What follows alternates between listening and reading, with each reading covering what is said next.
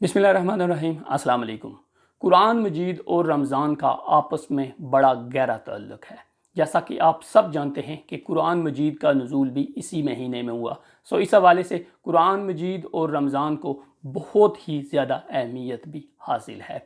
कुरान मजीद को फ़हम के साथ पढ़ना ही हमारी ज़िंदगी का असल मकसद होना चाहिए, क्योंकि इस महीने में आपके पास वक्त भी होता है, इबादत का मिजाज भी होता है और आपकी बहुत सारी ऐसी दुनियावी जो ज़रूरतें हैं, दुनियावी जो मुश्किलात हैं, दुनियावी हवाले से बहुत सारे मसाइल जो हैं, आप उनको पसे पुश्त डालकर, चूँकि एक शैतान जो है जकड़ा हुआ होता है और आप भी इबादत करने में मसरूफ़ होते हैं, ये आइडियल टाइम है कि आप इसके जो असल मकासद हैं उनको हासिल कर सकें। बेसिकली कुरान मजीद को तर्जमे और तफसीर के साथ पढ़ना ही इसकी असल रूह तक पहुँचने का एक रास्ता है। चूँकि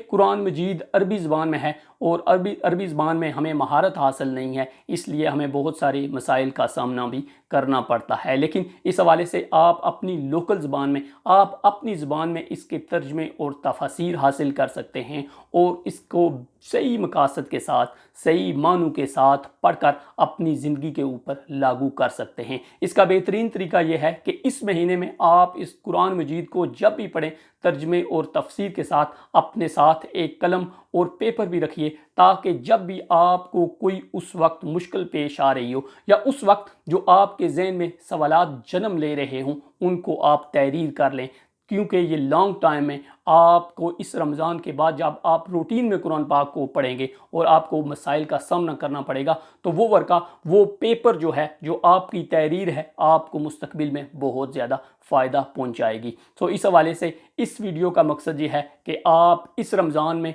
अपनी बहुत सारी ऐसी आदतें जो आप अपने से दूर कर रहे हैं और अच्छी आदतें अडॉप्ट कर रहे हैं, उन अच्छी आदतों में एक आदत ये भी होनी चाहिए कि आपको कुरान मजीद को पढ़ना चाहिए, और बल्कि सिर्फ पढ़ना नहीं, सिर्फ इबादत या बरकत हासिल करने के लिए नहीं, बल्कि इससे इल्म हासिल करने की नीयत से पढ़ना और इसको तर्जमे और तफसीर के साथ पढ़ना अपना एक मामूल बना लें और आने वाली ज़िंदगी में इससे हासिल करदा जो सबक हैं उनको अपनी ज़िंदगी के ऊपर लागू कीजिए।